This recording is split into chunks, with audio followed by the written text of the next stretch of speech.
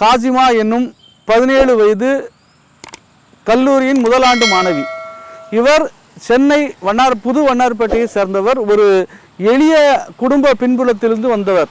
இவர் என்ன சாதித்தார் என்று சொன்னால், ஆண்டுதோறும் உலகம் முழுவதும் நடைபெறுகின்ற உலக கேரம் போட்டிகளில் இந்தியாவின் சார்பாக பங்கேற்று ஏறத்தாழ 3 இனங்களில் பரிசுகளை தட்டி தமிழகத்திற்கு மட்டுமல்ல, சென்னைக்கு மட்டுமல்ல, இந்தியாவிற்கே பெருமை சேர்த்திருக்கிறார்.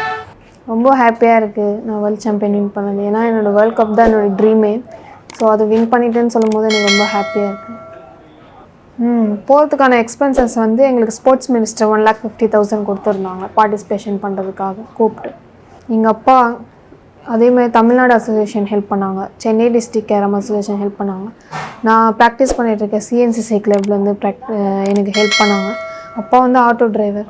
அடுத்து வர வேர்ல்ட் சாம்பியன்ஷிப்போ நான் வின் பண்ணணும்னு சொல்லி எனக்கு ஃபஸ்ட்டு பேரண்ட்ஸ் வந்து பசங்களை வந்து வெளியே அனுப்பணும், ஃப்ரீடமாக விடணும். அவங்களுக்குள்ளே வந்து நிறைய திறமைகள் இருக்குது, ஆனால் அது வெளியே கேட்குறது கிடையாது யாருமே.